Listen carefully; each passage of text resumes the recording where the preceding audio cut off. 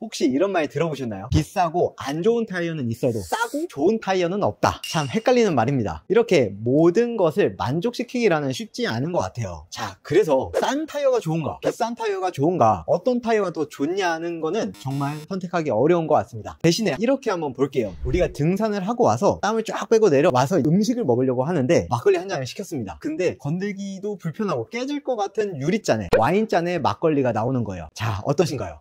이거보다는 양철로 된 주전자에 양은 냄비에 먹는 막걸리가 더 맛있겠죠? 이것처럼 내가 어떤 상황에 있느냐에 따라서 어떤 게 더 좋을 수도 있고요, 안 좋을 수도 있는 거예요. 고급 와인잔은 비싸고 값지지만 이런 등산을 하고 나서의 상황과는 그렇게 어울리지는 않죠. 타이어도 마찬가지입니다. 내가 어떤 주행 환경을 가지고 있고 내가 어디에 사는지에 따라서 내가 낄 타이어가 고급 타이어일 수도 있고요, 저렴한 타이어야 할 수도 있어요. 이렇게 내가 어떤 상황인지가 가장 중요한 거죠. 그래서 제가 오늘 많은 고객님들을 만나보면서 대략 6가지 기준을 가지고 있는데, 이 6가지 기준에서 내가 어떤 상황인지를 선택하고 그거에 맞는 제품을 고르시면 될 것 같아요. 제가 오늘 이 6가지 제품들 소개해 드리면서 어떤 상황에서 어떤 환경인지를 알려드리겠습니다. 그러면 저랑 영상 끝까지 한번 보시죠. 첫 번째로는 장거리 운전을 많이 하느냐 하지 않느냐입니다. 우리가 장거리 운전을 하면 한 번에 1시간, 2시간 운전을 하게 되고 그러면 피로감이 이것저것 생깁니다. 우선 다리도 아프고요, 어깨도 아프고 허리도 아프고, 그러면서 우리가 처음에는 노래를 들을 때 편안하고 옆 사람과 대화할 때도 괜찮았는데 점점 타다 보면 바닥에서 올라오는 소리, 그 다음 풍절음, 이런 것들로 이제 피로감이 점점 쌓이게 되죠. 그래서 장거리 운전하시는 분들은 정숙한 타이어를 유독 많이 찾으세요. 오랫동안 운전을 하니까 차에서 보내는 시간도 많고 당연히 승차감이 좋아지면 제동력과 접지력도 좋아지거든요. 그래서 장거리 운전을 많이 하시는 분들은 저소음 타이어를 많이 찾게 되고 그걸 추천드립니다. 그런 게 제가 많이 알려드렸는데, 벤투스 에어S, 이건 영상으로도 많이 찍었죠. 에어S 제품처럼 상위 모델, 좀 고급 타이어에 속하죠. 고급 타이어에서도 4계절 컴포트 타이어를 추천드립니다. 내가 출장을 많이 다니시거나 장거리 운전을 많이 하시게 되면 이런 컴포트하고 저소음 타이어를 찾으시면 돼요. 이거는 브랜드마다 다 있어요. 미쉐린도 있고요, 한국 타이어는 벤투스 에어S, 금호 타이어는 마제스틱, 이런 제품군들이 있으니까 내가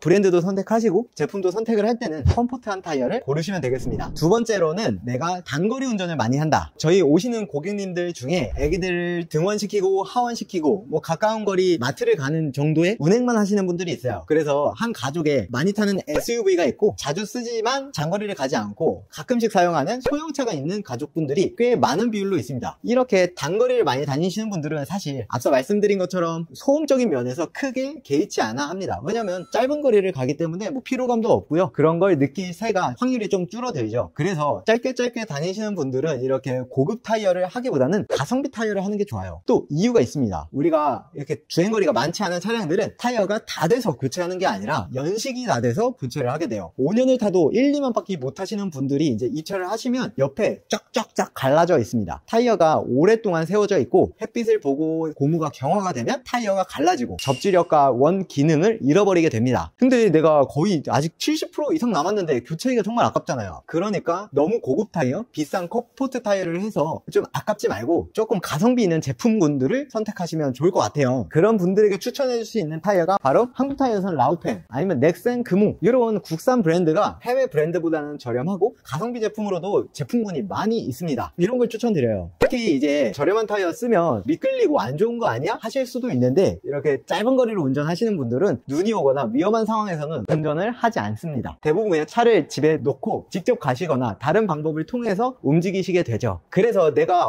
눈이 많이 오거나 비가 많이 올 때 잠깐 차를 안 써도 될 것 같은, 그리고 평소에 주행거리가 많지 않으신 분들은 저는 오히려 가성비 타이어를 더 적극 추천드립니다. 그래서 이렇게 가성비 타이어는 고인치, 소렌토, 제네시스 급의 타이어들은 그렇게 많지는 않고 보통 아반떼, 스파크, 모닝, 이런 경차, 소형차 제품군을 많이 갖고 있어요. 실제로 이런 차종을 갖고 계신 분들이 내가 주행거리 많지 않으니까 이런 걸로 갈래 하시는 분들도 많고 만족도도 높고요. 자, 그럼 이번에는 두 번째 가성비 타이어를 설명드렸고, 이렇게 저렴한 타이어가 적합한 차량도 있다는 거죠. 세 번째로는 속도감을 즐기시는 분들이 있어요. 고속도로에서도 빠르게 달리고 주행감을 좋아하시는 분들은 컴포트 타이어를 끼면 좀 밀린다는 느낌이라 잘 받쳐주지 못한다는 느낌을 받는 경우가 있습니다. 그래서 우리나라에서는 그렇게 많이 선호하는 타이어는 아니지만 여름용 썸머 타이어가 있습니다. 썸머 타이어의 특징은 여기서 보시면 아시겠지만 그전 타이어랑 다르게 트레이드라고 줄무늬가 매우 적어요. 바닥면이 더 많이 바닥과 접지를 해야 접지력이 좋고 차량이 코너링을 돌거나 급가속을 할 때 바닥 바닥면을 확실하게 잡아주고 엔진 출력을 정확하게 뿜어낼 수가 있는 겁니다. 대신에 이렇게 여름용 타이어 같은 경우는 7도 이하로 떨어지면 매우 딱딱해지고 미끌리죠. 그래서 겨울용 타이어를 꼭 겨울에 끼셔야 되고, 그렇지 않으면 많이 미끄러운 경우가 많습니다. 그래서 여름용 타이어 고속감을 즐기시는 분들은 내가 겨울에는 겨울용 타이어로 필수적으로 교체를 해주셔야 되고 관리가 좀 필요하고요. 저희 고객님에서는 한 10% 내외? 10% 내외 고객님들이 이런 여름용 타이어를 좀 끼고 계시고, 겨울철에는 겨울용 타이어로 교체하시죠. 이분도 사실 이거 겨울용 타이어로 교체하고 현재 보관 중인 타이어고요. 이제 한 3월 이쯤에 다시 오셔서 여름용으로 끼시고 다시 타실 예정이세요. 이렇게 관리가 필요하고 우리나라에서 그렇게 선호하는 타이어는 아니다. 다만 진짜로 이렇게 고출력의 차량, CLS나 이런 X시리즈 차량들은 이런 고성능 타이어를 원하시는 경우가 꽤 있다 해서 제가 고성능 타이어도 한번 알려드렸습니다. 자, 그럼 네 번째로 넘어가시죠. 네 번째로는 차량으로 영업을 한다. 요즘은 그렇게 흔치는 않지만 뭐 택시나 장거리나 단거리 영업을 많이 하다 보니까 타이어는 좀 가성비 있고 오래 탈 수 있는 타이어가 필요할 때도 있습니다. 그래서 한국 타이어 같은 경우는 마일리지 플러스라는 제품이 있고, 이 마일리지 플러스의 장점은 정말 오랫동안 타이어를 탈 수 있어요. 한 6, 7만까지는 기본적으로 타게 되고요. 이 마일리지 플러스의 장점이 바로 오래 탈 수 있다는 거랑 금액도 저렴하다는 거예요. 단점으로는 바닥면 소음이 좀 올라올 수가 있죠. 아무래도 오래 가려면 타이어가 조금은 딱딱해야 됩니다. 그래서 바닥을 잡아주되 이게 충격과 좀 부드러운 감이 없기 때문에 소음이 좀 올라올 수 있고요. 그래서 많은 사이즈를 갖고 있지는 않고 우리나라 택시로 많이 들어가는 소나타에 가장 많이 들어갑니다. 이런 마일리지 플러스라는 것도 있다는 걸 알고 계시고, 만약에 내가 소음 상관없고 오래 탔으면 좋겠다, 주행거리도 많다 하시면 이런 영업용 타이어, 모든 브랜드에서, 국산 브랜드에서는 다 나옵니다. 이런 마일리지 플러스 같은 제품 끼시면 될 것 같아요. 다섯 번째로는 바로 전기차 타이어입니다. 점점 전기 차량의 보급이 늘어나고 있고 그 속도가 조금은 줄었지만 현재는 전기차가 생각보다 많이 돌아다니고 있고 앞으로 전망이 좋은 쪽에 속하죠. 의견은 좀 다르지만, 그래서 전기차 타이어가 있습니다. 이 전기차 타이어의 특징은 가장 큰 건 바로 엔진과 모터의 차이입니다. 엔진 같은 경우는 우리가 악셀을 밟으면 서서히 RPM이 올라가면서 속도가 올라가죠. 반면에 전기차 같은 경우는 악셀을 밟으면 모터가 돌아가는데 힘이 서서히 높아지는 게 아니라 처음부터 최대 토크로 회전을 하게 돼요. 처음부터 풀악셀 한 200km로 달릴 때의 힘과 처음 힘과 똑같다는 거죠. 그렇기 때문에 일반 타이어를 끼게 되면 이렇게 타이어의 바닥면이 빠르게 납니다. 지우개처럼 녹아버리는 경우도 있어요. 그런 강성을 버틸 수 있어야 되고, 또 엔진이 없으니까 또 조용하죠. 강성도 버텨야 되는데 조용해야 합니다. 그래서 이 두 가지를 만족시키기 위해서 전기차 전용 타이어가 또 따로 나오게 된 거예요. 한국 타이어 같은 경우는 아이온이라는 제품으로 나오고 있고, 아이온은 전기차를 위해서 처음부터 디자인부터 시작을 해서 설계 제작까지 하게 된 타이어라 독보적으로 한국 타이어에서 제작을 하고 있고 정말 인기 많습니다. 한국 타이어가 이 포뮬러라고 해서 전기차 레이싱에도 후원을 하고 있을 정도로 전기차의 진심이거든요. 그래서 아까 말씀드린 것처럼 소음이 또 중요하기 때문에 안에